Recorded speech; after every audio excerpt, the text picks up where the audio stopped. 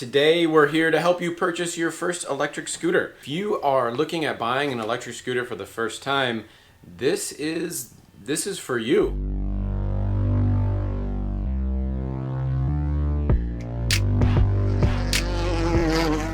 Today we are going to cover the pros and first we're going to cover the pros and cons of owning an electric scooter. So we want to make sure that owning an electric scooter is really for you.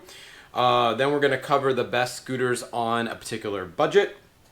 And then finally, we're going to talk about why certain features are important for you. And the features we're going to cover are range, the weight of the scooter, which has to do with portability, the top speed, the max rider weight, tire sizes and tire types.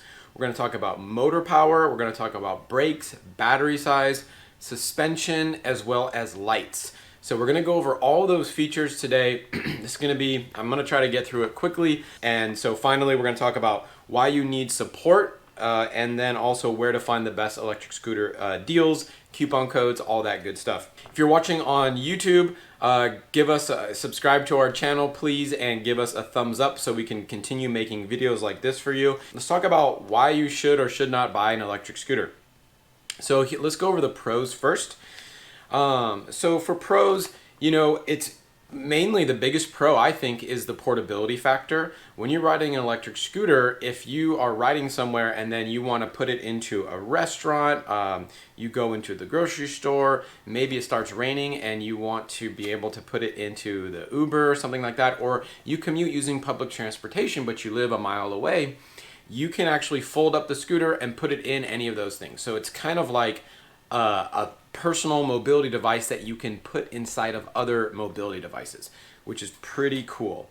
They're also extremely fast. So if I was going to the co-working space that I work out of sometimes, just for me to get to the car to start driving would take 3 to 4 minutes. In about 4 minutes, I would be on my scooter and I would actually be at my destination, which is a little over a mile away. So in terms of the speed of just getting to where you're going, it's way faster than using a car for short trips. Also, electric scooters can go anywhere from 15 to 40, even 50 miles an hour, depending on which scooter you get. So when I lived in San Francisco, I bought an electric scooter, and this was almost 3 years ago now. And I remember thinking to myself, there's no way I'm going to be able to get anywhere in San Francisco. So I lived in the Mission, and I would go downtown all the time. So I got an electric scooter, and all of a sudden, I'm whizzing by cars, flying past Ubers that are basically stuck in traffic. And that is, it's kind of an amazing and freeing feeling. So they're also cheaper. So to buy an electric scooter, you're looking at $400, $400 minimum to get a decent scooter. To get an equivalent car, let's say a Toyota Camry, you're looking at $24,000. So this is an order of magnitude difference. I wrote some notes here. It's about 60 times more expensive to purchase a car. Then what about the gas for each of these vehicles, right? Electric scooter takes electrical power. For a car, you take fuel, but you also have insurance and a bunch of other stuff. But just looking at how far $20 will get you, and if you look on our Instagram about, 2 weeks ago, I made an infographic showing how far you could get on $20 worth of gas. For a Toyota Camry, I believe it was 170 miles, right? 30 miles per gallon. The Toyota Camry goes about 170 miles. You look at a Tesla, you're looking at, it's on there, it's like 500 and something miles, which is pretty dang good for 20 bucks. An electric scooter goes 8,707 miles on $20 worth of electricity. That is ridiculous. It's 50x more than a car. So it is way cheaper. Also, when looking at buying your own scooter versus renting a Bird or Lime or Spin scooter, there are advantages to both, but the advantage of owning your own is that not only is it there for you and ready, and it's not broken or without a charge or actually just not there if someone gets it first, but it's there for you. Also, you'll save money after about 50 days. So if you take 2 trips a day at $3.80 per trip for a typical electric scooter ride, and that's about how much it is, After 50 days, you'll actually be breaking even, and then you will be saving money every day. So that's after 50 days or maybe about 2 months worth of your commuting. It is extremely environmentally friendly. So the sharing market, we have yet to see how environmentally friendly that really is. Although I think it is friendly as soon as you get to the scooters that they're making now, which are going to last a really long time. You also get to have fun in your city with an electric scooter, because most of the time when you're riding, you don't actually see your city. You also, on a hot day, you don't get sweaty, which is kind of a huge thing. So if it's hot, right, we're in the summertime now, and you're ready to ride a bike. Actually, there was a day in Berkeley where it was like 100 degrees out, and I went to my co-working place, and guess what? There was no scooters, there was no bikes there. And I just parked my scooter right in the middle of the whole bike parking because there was no, there was none of that. Okay, cons to owning an electric scooter. It's not all pros. It's not a perfect industry right now, right? It's a new industry. And as such, the industry is figuring itself out. So there are cons to owning an electric scooter and riding an electric scooter. Number one are the tires. So the tires are smaller than a bike. Thanks for the hearts. The tires are smaller than a bike, and therefore, when you hit obstacles in the road, they're gonna cause more disruption in your ride than other scooters, and that's a big reason why falls are happening on electric scooters, is because they're just prone to falls because the scooter's tires are small. We recommend getting larger tire sizes, 8 inches or larger. Also, solid tires versus pneumatic tires. I'm going to go into that later, but solid tires, it's just less safe, especially in slippery conditions. Front and rear lighting on electric scooters, that can be an issue if you don't have them. Bicycles, right, you can easily get them, or they have them. For electric scooters, sometimes the front light is mounted low, which is not as good as being mounted high. Also, for rear lighting, due to the form factor of an electric scooter, your light is down low on the fender, and therefore it's just harder for a car to see, or anybody to see. So we always recommend getting a rear light for your helmet. And then finally, electric scooters, some of them can be hard to fix. So if like you get a flat tire and things like that, there's certain models that are harder than others to repair and fix, and there's not a lot of people right now that fix them. So last thing I want to say, because of most of the cons for electric scooters are due to safety issues, and there have been a lot of safety, problems with riders. Most of those are with the sharing market, and with that market, they don't ride. They don't ride with a helmet on, and this is a huge problem. So most personal owners wear a helmet. You absolutely have to wear a helmet. I can't say this enough. I'll make a whole video just on why you need to wear a helmet. I never wore a helmet when I was a kid on a bicycle. Electric scooters are way more dangerous than a bicycle. Wear a helmet. Don't ride one without a helmet. And on our website, we have recommended safety gear for you. I'll link it in the video description if you're watching this on YouTube. So moving on. So now we're going to talk about how to choose an electric scooter. So what I want you to do is, if you're watching this, open the Electric Scooter Guide website. It's electric-scooter.guide, and you can follow along as I'm talking, because there's pages on the guide that I'm going to reference. So it's electric-scooter.guide. I've got 4 of those pages open behind me, and I'm gonna kind of show what I'm talking about as I say things here. If you have a budget, then it's under $500, your choice is actually really easy. At $400, I would just go with the Xiaomi M365. We have links to it on Amazon. That's the best scooter for that price. If you are $300, I would look at the GoTrax GXL Commuter version 2. Again, it's on our website. We have a coupon code to buy it directly from GoTrax, or you can buy it on Amazon. If you're under 300, or even at 300, you can also look at the Swagger 5 by Swagtron. That is actually kind of a little racer scooter. It goes about 18 miles an hour, quite a bit faster than the GoTrax. And it's essentially the same body as the Xiaomi, where you can go. So I don't know if you can see this. Yep, you can see it. So right now we have inside of this, you just go to best of, and if you look at best under 300, it'll show you a comparison of that GXL versus the Xiaomi, versus the Swagger.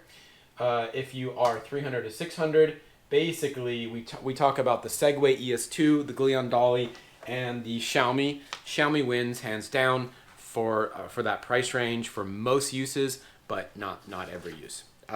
So that's easy, right? If you have under $500 and you cannot spend more, just get one of those 3 scooters. I'll save you the time. Now, if you don't have a strict budget and you're looking for what are the best features, now this is where things get a little bit more detailed. So you need to do your homework, and this is where I'm going to help you. And so basically, scooter owners fall into 2 categories. One is the commuters. The other category would be your kind of like off-road. I want a rocket ship. I want the fastest scooter ever. I want the extreme dual motor, whatnot. Okay. If you're in that second category of you want the fastest thing, you have money to spend, all that stuff. Then look for anything over about 1,000 watts, because that will be dual motor configurations. That's what you're looking for. And if you are looking at the comparison chart here, all you need to do is go to the motor rating, which is right here, and put in 1,000. Boom. And now it's going to automatically sort and filter everything by 1,000. Okay. And then you're looking at the high-end scooters. For this comparison chart, I'm just going to show you how it works, because this is the best kind of like way to figure things out. Is you have 3 switches here. You have, if you are outside of the United States, we did add a metric toggle, so you can switch from metric to imperial. Show all data. So if you don't show all data, you're basically you're going to get a limited amount of features and specifications to compare based on. If you show all, we add in motor wattage and battery watt hours and suspension, I believe. And then, if you want to look at all scooters, just toggle the only available option, because what that's going to do is it's going to show you scooters that are kind of like not being carried anymore versus scooters that are currently being sold. So basically, I usually have it set to this configuration. Yeah, you can kind of see. Okay. So the first question we always get asked is range, right? How far does a scooter go? Because range anxiety is a real thing. If you have a long commute, you don't want to get stuck doing the scooter walk of shame when your range kind of just goes down. The average electric scooter commuter goes 6 to 7 miles. We did a survey, and that's what we found is 6 to 7 miles total per day is kind of average. Now, when you look at manufacturer claimed range, you have to take that with a grain of salt. You gotta understand that they are overestimating. The way they do it is they have really good terrain and they're going really slow, like 9-10 miles an hour slow. What we've done is we test all these scooters on a test track here in Berkeley that is pretty tough, actually. It's uphill, it's in the wind, it starts and stops, it's bad terrain, it's everything that the manufacturers don't want us to see or ride on. And typically, you're going to get a reduction in manufacturer range by 30 to 50%. All right? And if you want to know the exact range, look at our reviews, but also we have the performance metrics. I'm going to move that over here so you can see. You just go, you can type in performance, or if you go to comparisons, you can get it through there. At the bottom, you can see the scooters that we've tested the range so far. We're adding to this like 2 to 3 every week right now. So you can kind of get that info. So let's see here. So think about your commute. Think about how far you're going, and then add 50% to that. And then what you do is you type that in the range box right here. So if you want a scooter that goes 20 miles minimum, you just type that in, and it's gonna auto sort for you all the scooters that are in that section. And you can also you can filter, which is what I did, but you can also sort, and you can look at the longest and the shortest within your criteria. Okay. Yeah, so if you want to make sure you can go 10 miles per day, I would put 15, okay? Unless I've done a range test, in which case just refer to that range test. Next up, we have scooter weight, okay? And I'm actually talking about each element in regards to the comparison chart, so you just kind of move over. So scooter weight. Now, what you need to do is you need to think about your commute and if you are going to need to fold and carry the scooter. I live upstairs. There's no elevator. I don't have an escalator, right? So I got to fold the darn thing and pick it up. When I have scooters that are over 45 pounds, for me, 45 pounds is the max that I like to carry up and down the stairs. So you have to think about that, and if you don't kind of know, go to a Big Five and just pick up a bunch of dumbbells or kettlebells and kind of test to see how easily you can pick up those dumbbells or kettlebells, and then that way you'll know what scooter you will be able to handle, right? If you're a smaller person, you might want to look for scooters under 30 pounds. For me, 45 or less is okay. Other people have other needs. Now, remember, for scooter weight, lighter is better for portability, right? But lighter also means you're going to get less features such as motor power and really range. So range is due to the size of the battery, right? In cars, a lot of the long-range cars are small cars, small tires or whatever, right? It's not that way with electric scooters. Electric scooters, to get a long range, you need a large battery. And the battery is really, really heavy in comparison with other things. So smaller scooters, lighter, they're gonna have lower range but more portability. Heavier scooters, more features, probably more range, but again, you can check all that depending on what you need. And so there's a trade-off. So the way what I recommend is getting the heaviest scooter that you can really kind of manage. Get the heaviest one that you can also afford and that you can manage, because you'll get more features on that scooter. All right, top speeds. The next kind of feature is top speed. It's right here. Again, you can type it in, you can sort and filter and do all that good stuff. For me, top speed is actually not a huge concern because I fall into the commuter category of person. California law, maybe even US law, has them limited at 15 miles an hour, which is why a lot of scooters have a limiter at 15. 15, when you're on a bike lane going through traffic, you're passing 75%, maybe you're passing 75% of the bikes out there. So it's fast. And if it's like a commute time, you actually will be able to fly past all the cars really easily. When you're going 20 miles an hour in traffic, it's really fast. So for me, I don't really need a scooter that really goes past 25. I've ridden up to almost 40 on some scooters. I like the eMove Cruiser a lot for long distance commuting. That goes about 30, 31, which I do take it up to 30, 31 on a long straightaway, but it's fast. And if I were to fall, ugh. Okay.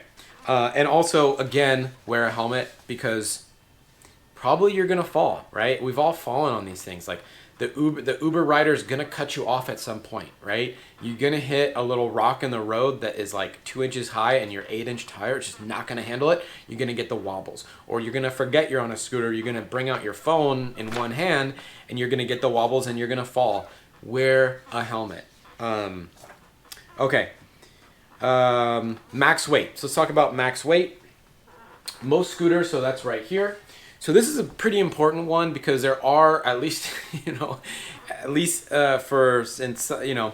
some people are larger than other people, right? And so we all need to get around, right? So a lot of scooters have a max rating in kilograms of 100 kilograms, which is 220 pounds, okay? That's kind of basically how we know that they're made in China, is because if they were made in America, they would be rated higher than 220 pounds, because there's a lot of people that weigh 200 plus pounds, and when you put a backpack on, you need a scooter that can handle more. In most of these cases, the scooters can actually handle more than 220 pounds. They just put that on there because you're going to get the best performance, and you should keep it under the max weight limit. But in my experience, most of these scooters can handle more than what they say.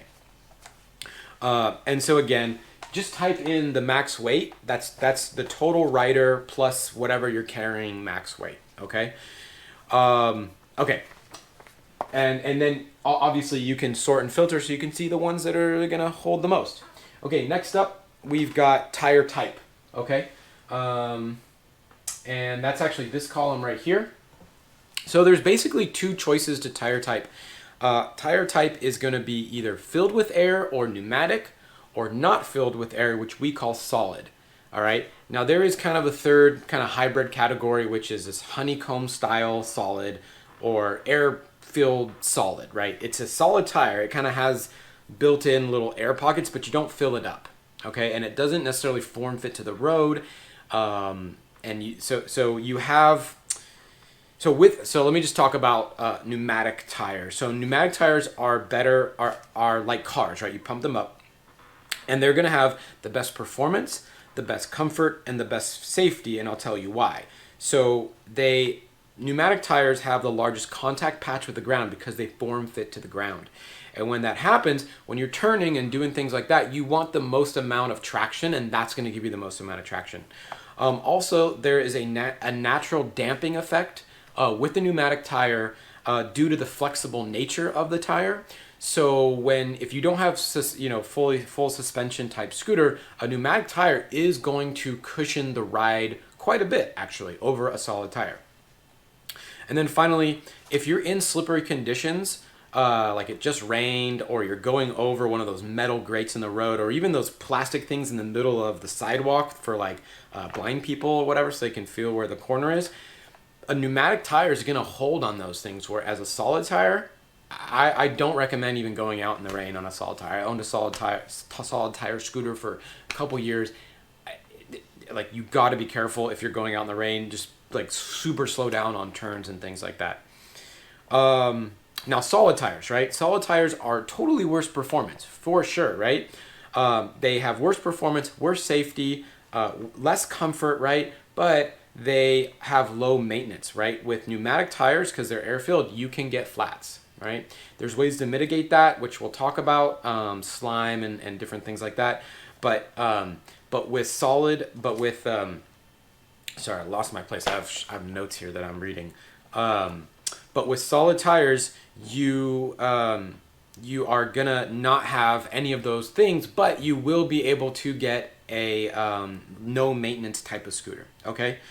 Now there is that hybrid, right? The hybrid is the air pocket filled. It's a honeycomb or whatever, and a lot of scooter makers use that instead of solid tires because they have the benefit of some cushioning, right? Some damping effect.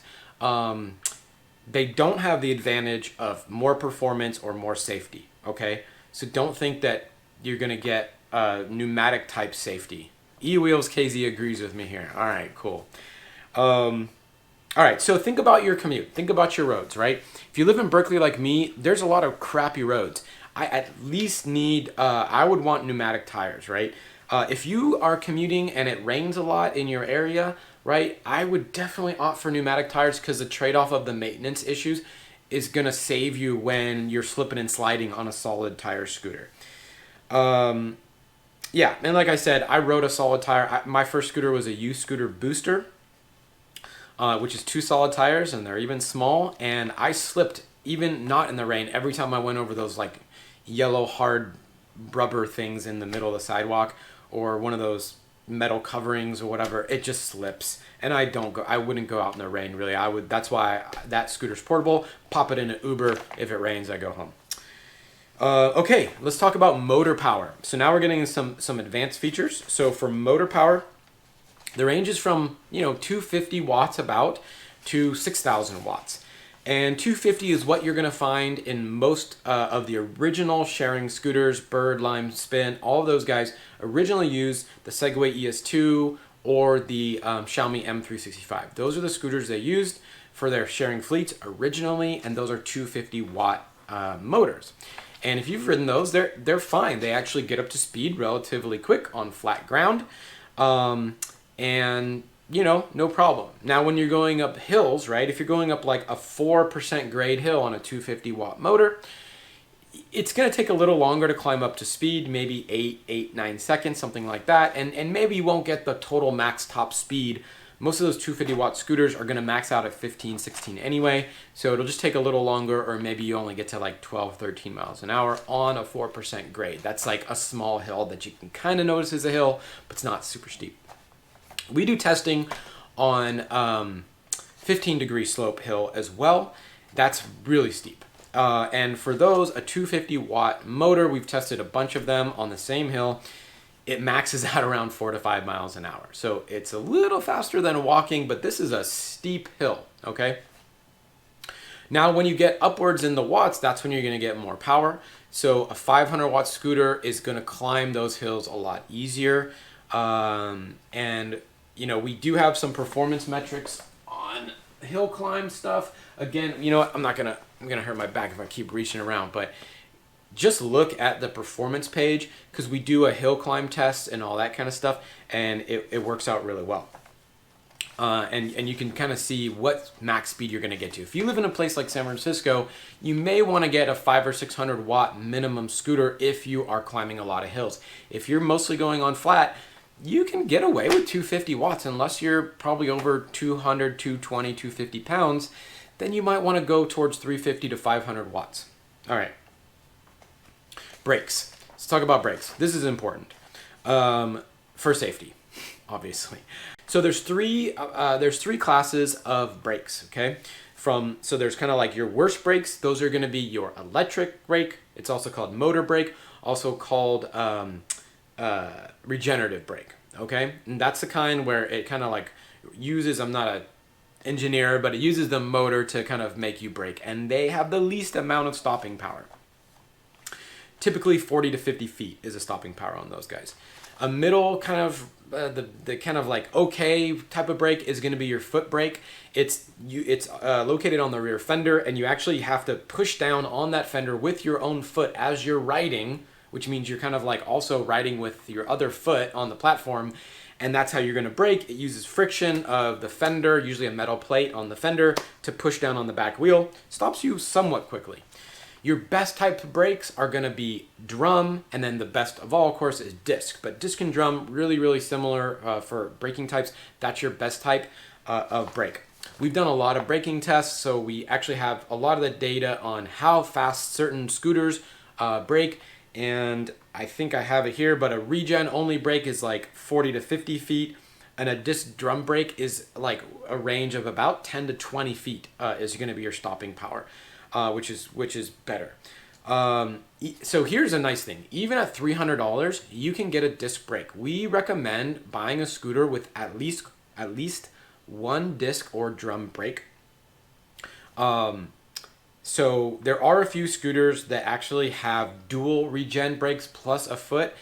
And actually, that's pretty decent. The Unagi Model 1 has that configuration, so they don't have the disc or drum, but with the dual electric brakes or regen brakes, it actually does stop quite fast, and then it has a foot brake in addition. But the thing about foot brakes is that when you're actually riding, you want to have both feet solidly on the platform. You don't want to have to like have one foot on the platform and one foot kind of like on your toe, hovering over the fender brake, because it's just not a comfortable riding position. So that's why we recommend that type of brake. Yeah, so always opt for disc or drum when you can help it, for sure. Okay, let's move on to the battery. So the battery size, again, you can get to battery size on the comparison chart. So that's right here. All right, if you're following along. So the battery, we measure those in watt hours. You can't always find watt hours on the manufacturer websites. So we just do the calculation based on, I forget what it is. It's volts times like amp hours. Someone's going to correct me on this. My business partner in this, he's the engineer and does this part of it. But the battery is a little advanced for this video because it's kind of like a basic guide. It's measured in watt hours. The more watt hours, the more energy you have that battery can output before it dies. All right. The battery is also dependent on your motor size.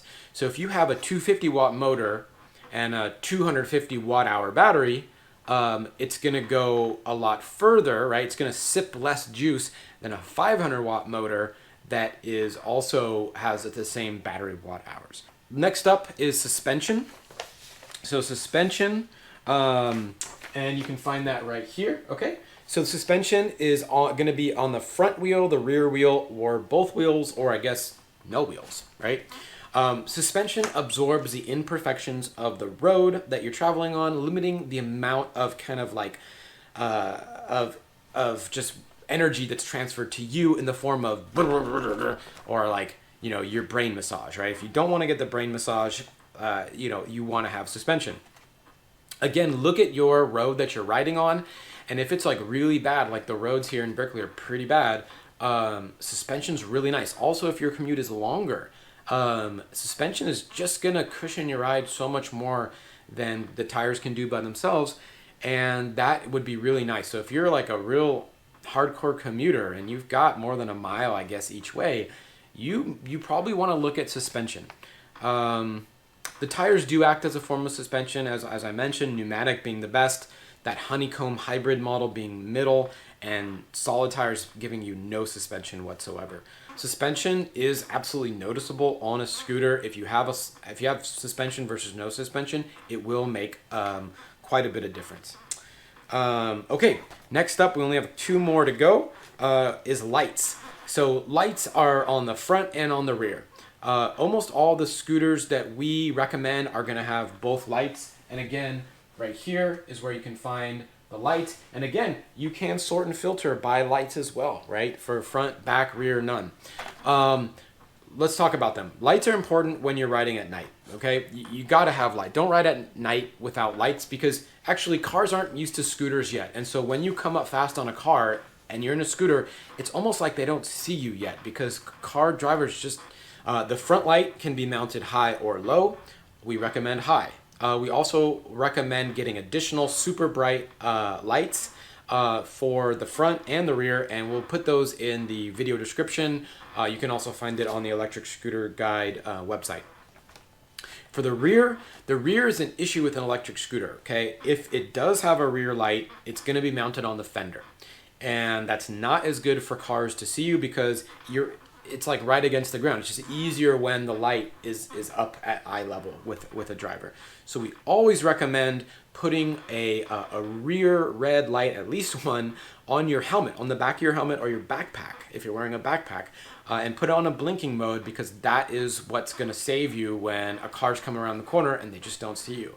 Again, you can find a link to our favorite rechargeable rear red LED light in the video description or on our website.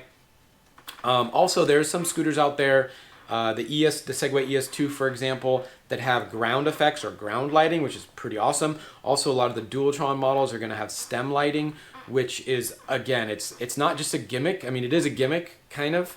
I think it looks cool. But also, it really helps for cars to see you at night. The last thing that I want to say is that support, right, is important for electric scooters. We're in the first few generations of all electric scooters, and this is something that is not to be overlooked, is the amount of support that you can get.